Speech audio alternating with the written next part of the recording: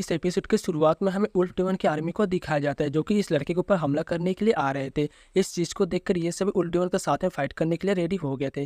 तभी एक लड़की कहती है, अगर मास्टर हम लोगों के साथ होते तो हम लोग को इस जगह पर इन लोगों के साथ में फाइट करने में इतनी ज्यादा प्रॉब्लम का सामना करना नहीं पड़ता। इस पर यह लड़का अपने साथियों से कहने लगता है कि मुझे पता नहीं है कि मास्टर ट्यानकुन कॉन्टेंट में कैसे हैं, लेकिन तुम लोग को चिंता करने की कोई भी जरूरत नहीं है क्योंकि मैं इन लोगों के साथ में फाइट कर सकता हूँ। इसलिए हम लोग के आगे की टेंशन नहीं करनी चाहिए क्योंकि एक मार्शल एम्पायर भी ऐसा कर सकता है। इसके बाद ये सभी उल्फ डेमन के आर्मी के साथ में फाइट करने लगते हैं और एक एक करके यहाँ पर ये लोग बहुत सारे उल्फ डेमन को मार भी देते हैं। तभी ये लड़का अपने साथियों से कहने लगता है, मैंने उन्हें बेसपुर सिटी के एक गरीब यंग मास्टर से लेकर टू स्पीड कॉन्टिनेंट का सबसे ज्यादा पावरफुल कल्टिवेटर बनते हुए अपनी आंखों से देखा है, इसलिए मुझे उनके ऊपर पूरा भरोसा है। तभी हम लोग को इस उल्फ डेमन के आर्मी को दिखाया जाता है जो कि डोबा से उठकर खड़े हो जाते हैं और इसी के साथ इन लोगों के ऊपर अटैक करने के लिए जाने भी लगते हैं। इस पर यह लड़की अपने साथियों से कहती है, हम लोग को यहाँ पर फाइट करना जारी रखना होगा, लेकिन इसी के साथ ये सीन यहीं पर कट हो जाता है और हम लोग को एक पोर्टल का सीन दिखाया जाता है जिसके अंदर से एक घोस्ट स्पीड बाहर निकल कर आती है।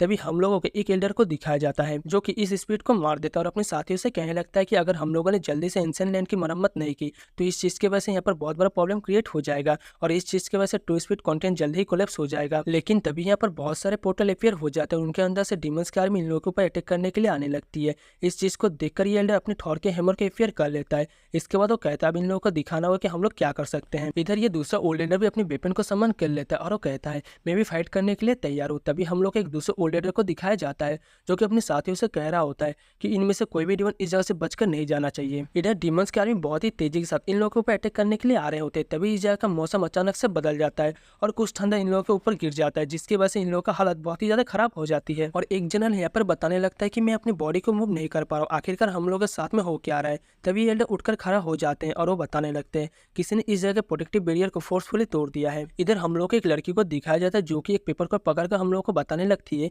कि जितनी भी सीटें उन सभी के ऊपर में डीमंस ने हमला कर दिया है और क्या ऐसा हो सकता है कि ये फिलोमिना दोबारा से लौटकर आ गया है। तभी हम लोग को दूसरी तरफ और एक लड़की को दिखाया जाता है जो कि इस जगह की हालत को देखकर थोड़ी सी शॉक हो जाती है और वो कहने लगती है इस जगह पर एक मार्शल एम्पायर से भी ज्यादा पावरफुल व्यक्ति कैसे आ सकता है। इधर हम इस ओल्ड एल्डर को देखते हैं जो कि बहुत ही तेजी के साथ में डीमंस के साथ में फाइट कर रहा था और उसने बहुत सारे डीमंस को मार भी दिया था। इसके बाद अपने एक बहुत ही ज्यादा पावरफुल अटैक को क्रिएट कर इन लोगों के साथ में फाइट करने के लिए जाने लगते हैं जिसकी वजह से यहाँ पर जितने भी डीमंस थे वो सभी मारे जाते हैं। तभी ये एल्डर कहता है क्या ऐसा हो सकता है कि इस जगह पर डीमन किंग वापस आ चुका है। तभी दूसरा एल्डर भी इस जगह पर आ जाता है और वो अपने साथियों से कहने लगता है अगर डीमन किंग इस जगह पर आ जाता है तो फिर हम लोग उसके सामने एक चींटी के समान है और मुझे डर है कि टू स्पीड कॉन्टिनेंट अब जल्दी कोलैप्स हो जाएगा क्योंकि डीमन किंग का सामना हम में से कोई भी नहीं कर सकता। इस पर वो फास्ट वाला एल्डर कहने लगता है क्या तुम लोग डर गए हो और क्या तुम लोगों को मरने से डर लग रहा है। इस पर दूसरा एल्डर कहने लगता है मुझे मरने से डर नहीं लगता क्योंकि मैं हजारों सालों से जिंदा हूँ, इसलिए डरने की बात तो तुम मेरे सामने करो ही मत। इसके बाद वो सभी एल्डर अपनी सारी डिसेबल को कहते हैं कि तुम लोगों की इस फाइट में आने की जरूरत नहीं है। इस पर वो लड़की आगे की तरफ आते हुए कहने लगती है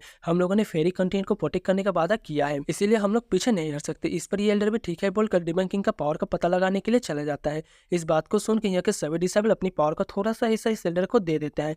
इसी के साथ ये एल्डर डीमन किंग के साथ फाइट करने के लिए चला जाता है। इधर ये दूसरा एल्डर भी एक बहुत ही ज्यादा पावरफुल फॉर्मेशन को बना के इस एल्डर के पीछे जाने लगता है, लेकिन डीमन किंग के एक ही अटैक से दोनों पीछे जाकर गिरते हैं। इस पर फास्ट वाले एल्डर को थोड़ा सा गुस्सा आ जाता है और वो कहता है मैं कभी हार नहीं मान सकता हूँ। इसके बाद ये दोनों एल्डर सिंगुन के ऊपर अटैक करने के लिए जाने लगते हैं क्योंकि इन लोगों को लग रहा था कि सिंगुन ही डीमन किंग है, लेकिन तभी सिंगुन इन लोगों को शांत कर देता है और कहता है मैंने तुम दोनों को बहुत ही लंबे टाइम से नहीं देखा। इस बात को सुनकर ये दोनों एल्डर थोड़ा सा शॉक हो जाते हैं। इसके बाद हम लोग को कुछ देर का बाद का टाइम दिखाया जाता है जहाँ पर सिंगुन के साथ में मिलने के लिए बहुत सारे डिसेबल आ गए थे और ये डिसेबल तो सीधे ही सिंगुन को गले से लगा लेता है। इस पर सिंगुन कहता है तुम तो बेंजियन पवेलियन के स्वॉर्ड मास्टर में से एक हो, इसलिए अब भी तुम इस जगह पर क्यों रो रहे हो। इस पर ये लड़का कहता है मुझे रोने का मन कर रहा था इसलिए मुझे इस बात से थोड़ा सा भी शर्म नहीं है।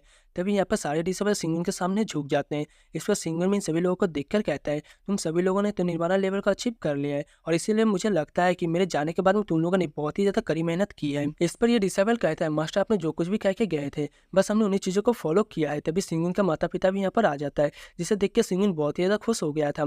तभी हम लोग को सिंगुन की बेटी को भी दिखाया जाता है जो कि सीधे आकर सिंगुन को गले से लगा लेती है और वो कहती है मुझे आपकी बहुत ज्यादा याद आ रही थी। इस पर सिंगुन यहाँ पर अपनी बेटी से माफी मांगने लगता है और वो कहता है मुझे माफ कर देना, मैंने तुम लोग के यहाँ पर बहुत ही लंबे टाइम तक इंतजार करवाया है। इस पर सिंगुन की बेटी कहती है मेरी माँ ने सबसे ज्यादा आपका इंतजार किया है। इस बात को सुनकर सिंगुन यहाँ पर सभी लोग को समझाने लगता है कि तुम लोग अब होली लैंड की चिंता करने की कोई भी जरूरत नहीं है क्योंकि अब कोई भी डेमन इस जगह पर घुस नहीं पाएगा क्योंकि मैंने इस जगह को पूरी तरह से मरम्मत कर दी है। इस बात को सुनकर ये सारे डिसेबल सिंगुन के नाम के जय जयकार करने लगते हैं। तभी सिंगुन कहता है क्वीन और क्वांग सन किस जगह पर है, क्या तुम लोग को इस चीज के बारे में पता है? इस पर ये एल्डर सिंगुन को बताने लगता है कि आज से कुछ साल पहले जब एंशिएंट लैंड खुला था, तब इस मौका का फायदा उठाकर ये लोग टियानकुन कॉन्टिनेंट में चले गए थे। इस पर सिंगुन कहता है, जब मैं इस जगह के बैरियर को ठीक कर रहा था तब मुझे इस जगह पर बहुत सारी डैमेज देखने को मिली थी, इसलिए मुझे लगता है कि क्वीनी और क्वांग सन डिमन क्लैन के टेरिटरी पे गिर गए होंगे। तभी यहाँ पर एक एल्डर सिंगुन के ऊपर अटैक कर देता है, लेकिन सिंगुन इसके अटैक को ब्लॉक करके इस एल्डर को दूर कर देता है। इस चीज को देखकर ये एल्डर बहुत ही ज्यादा खुश हो जाता है और वो कहता है, सच में तुम तो एक एम्परर बन गए हो, क्योंकि तुमने मेरे अटैक को बहुत ही आसानी के साथ में डिस्ट्रॉय कर दिया। और साथ ही हम सभी लोग दोबारा से इस जगह पर इकट्ठा हो चुके हैं,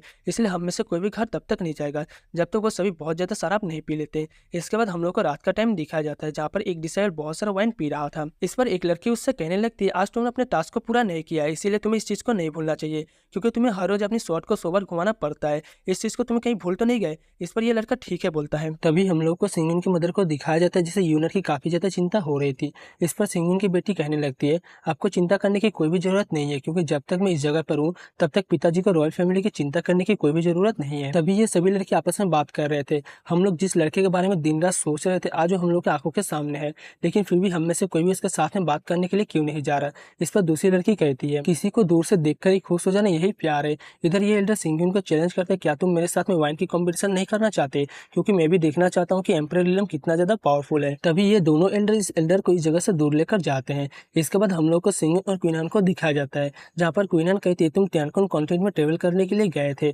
और मुझे लगता है कि तुमने बहुत कुछ हासिल कर लिया है। तभी सिंगुन कहता है, अभी ह्यूमन रेस एक बहुत ही बड़ी मुसीबत का सामना कर रहा है, लेकिन मैं एक एम्परर होने के बावजूद भी उन लोगों को अकेला छोड़कर इस जगह पर आ गया हूँ।